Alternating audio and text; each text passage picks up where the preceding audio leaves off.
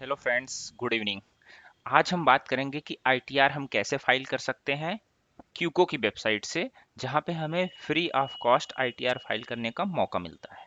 ठीक है, तो सबसे पहले अकाउंट क्रिएशन से चलेंगे, उसके बाद वन बाय वन सारे स्टेप्स को समझेंगे। ठीक है, सबसे पहले हम क्यूको की वेबसाइट ओपन कर लेते हैं। यहाँ पे अकाउंट क्रिएट करते हैं। अगर अकाउंट नहीं है तो मैं जैसे क्रिएट कर लेता हूँ। यहाँ पे आप जीमेल के थ्रू क्रिएट कर सकते हैं अकाउंट, तो मैं जीमेल के थ्रू अकाउंट क्रिएट कर लेता हूँ। ठीक है, यहाँ पे कंफर्म कर देता हूँ।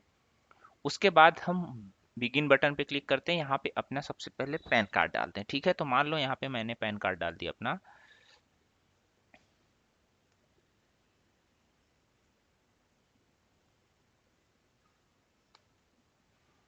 ओके, तो यहाँ पे हमने एक पैन कार्ड डाल दिया। ठीक, उसके बाद इसमें फर्स्ट नेम पूछेगा, मान लो यहाँ पे डाल दिया मैंने अर्पण, यहाँ पे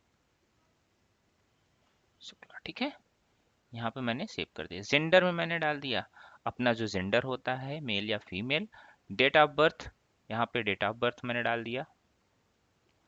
इस तरीके का आप डेट ऑफ बर्थ डाल दें। अगर आप रेजिडेंशियल मतलब इंडिया के ही हैं तो आप रेजिडेंशियल क्लिक करेंगे, अदरवाइज नॉन रेजिडेंशियल क्लिक करेंगे। अगर आप बाहर के हैं तो प्रोसीड पे क्लिक करिए। ठीक है, तो ये थोड़ा टाइम लेगा, फिर आपके डेटा को सेव करेगा। अगर इसके रिकॉर्ड्स मिसमैच करें तो हो सकता है पॉपुलेट करे, नहीं तो आगे जाए। अभी देखते हैं कि आगे क्या है। ठीक है, अभी पे टैक्स। ठीक, पे टैक्स पे जाके यहाँ पे, या फाइल टैक्स, पे टैक्स नहीं, पे टैक्स का मतलब होता है कि अगर आपका कोई टैक्स बन रहा है, आपको पे करना है तो पे टैक्स करते हैं, अदरवाइज फाइल टैक्स करते हैं। ठीक है, प्रोसीड। यहाँ पे स्टार्ट बिगिन का ऑप्शन आ जाता है। अब देखिए यहाँ पे आप क्या कर सकते हैं। अगर आप सैलरीड पर्सन है तो यहाँ पे अपलोड फॉर्म 16 प्रोसीड करेंगे। नहीं तो आप इंपोर्ट करेंगे तो ये जैसे कंटिन्यू करेंगे तो यहाँ पे आपको आईटी कनेक्ट टू आईटीडी जैसे ओके करेंगे, वहाँ पे ऑप्शन पूछेगा कि आप आईटीआर इनकम टैक्स के नाम से जो अपना अकाउंट बनाया है उसकी डिटेल वहाँ पे डालिए, क्रेडेंशियल, और कनेक्ट करिए। तो कनेक्ट करके वो पूरा फेच कर लेगा रिकॉर्ड। नहीं तो आपके पास अगर फॉर्म 16 है तो फॉर्म 16 प्रोसीड करके यहाँ फॉर्म 16 पे अपलोड कर सकते हैं। नहीं तो आप अपने खुद से ही मैनुअल यहाँ पे एंट्री भर सकते हैं। जैसे आप अपनी सैलरी यहाँ भर सकते हैं, add manual salary. Add manual salary, मान लो एम्प्लॉयर का नाम एबीसी है।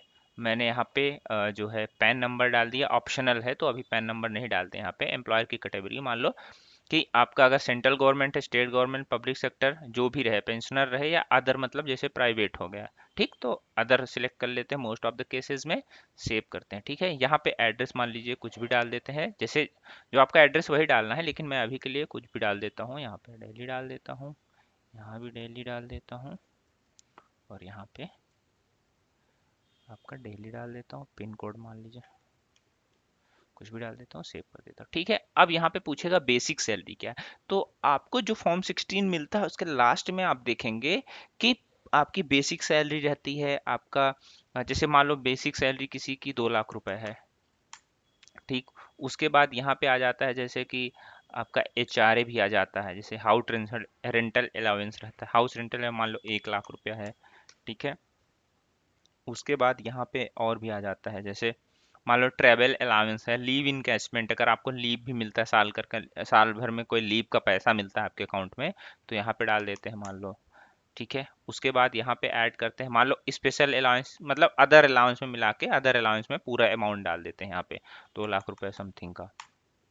इस तरीके से आप फॉर्म 16 देके भर सकते हैं। ठीक है, और उसके बाद फिर यहाँ पे आप इसको सेव कर दीजिए।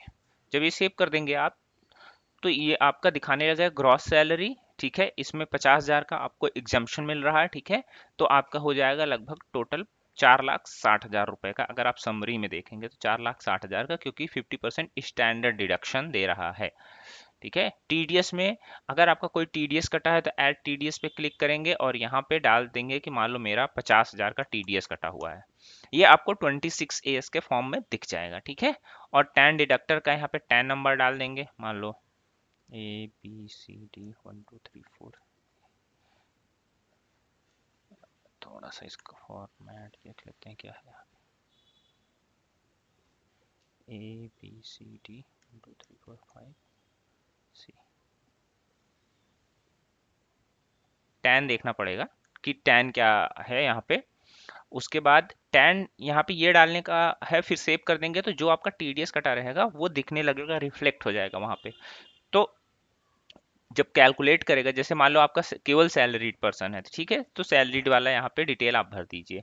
उसके बाद कैपिटल गेन में, मतलब अगर मान लो आप जैसे ट्रेडिंग वगैरह भी करते हैं तो यहाँ आ जाता है कैपिटल गेन, यहाँ ऐड सिक्योरिटी, इंपोर्ट ऑटोमेटिक। जैसे आप प्रोसीड पे क्लिक करेंगे, यहाँ पे आपके जो है डिफरेंट डिफरेंट ब्रोकर दिए गए हैं, ठीक है। तो यहाँ पे उन ब्रोकर को सेलेक्ट करके, जैसे आप सेलेक्ट करेंगे पेटीएम मनी, ठीक है, तो ये पेटीएम का खुल जाएगा और कनेक्ट करने के लिए बोलेगा। जैसे आप क्रेडेंशियल डाल के कनेक्ट करेंगे, वो पूरा आपका प्रॉफिट लॉस सब कुछ निकाल के यहाँ पे दे देगा, ठीक है। अदरवाइज अगर आप कनेक्ट नहीं करना चाहते तो यहाँ पे अपलोड प्रॉफिट एंड लॉस, अभी ये इनेबल नहीं हुआ है, ठीक है, या फिर मैनुअली आप सारे डिटेल यहाँ पे भर सकते हैं, ठीक।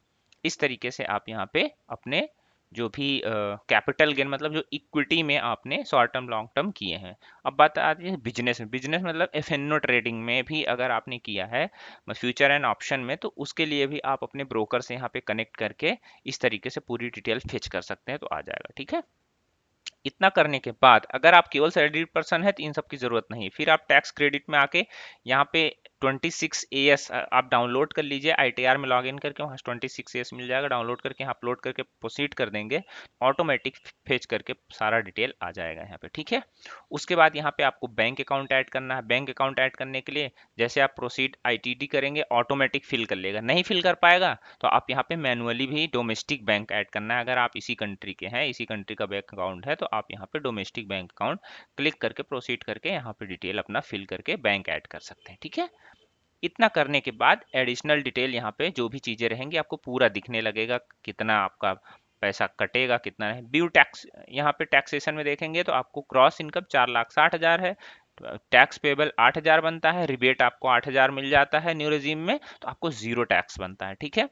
अगर 7 लाख से कम इनकम है आपकी या 7 लाख तक इनकम है, आपको एक भी पैसा नहीं देना पड़ेगा, सारा आपका जीरो टैक्स हो जाएगा, ठीक है। और जो टीडीएस कटा रहेगा यहाँ पे, जैसे ये रिफंड का ऑप्शन दिख रहा है, यहाँ पे टीडीएस आपका जो भी कटा रहेगा वो दिखने लगेगा कि इतना टीडीएस आपको रिफंड आना है, अगर कोई रिफंड बनता है तो। अगर रिफंड नहीं बनता तो यहाँ लिख जाएगा अमाउंट और यहाँ लिख जाएगा ड्यू, मतलब इतना पैसा आपको देना पड़ेगा। तो फिर जैसे आप रिव्यू ई फाइल पे करेंगे, यहाँ पे आपका ऑप्शन आ जाएगा कि पे करने का, उतना पे करके ऐड करो। अब पर्सनल डिटेल में जैसे बहुत सारी चीज़ें पूछ लेता है, यहाँ पे ये सब चीज़ें भरना पड़ेगा आपको। फादर का नाम कुछ भी डाल दो मान लो, ठीक है। इस तरीके से आप अलग अलग यहाँ पे आधार नंबर, इस तरीके से आधार नंबर आप सेव करके पूरी डिटेल सेव करके, जैसे यहाँ पे एड्रेस सेव कर लेते हैं। फिर रुक जाओ,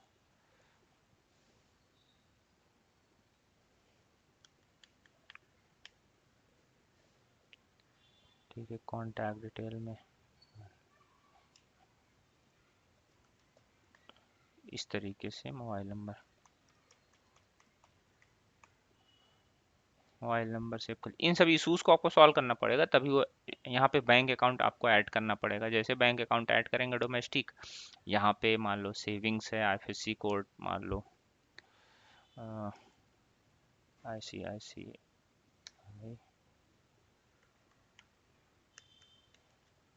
ठीक है। अकाउंट नंबर मान लो आपको हो गया,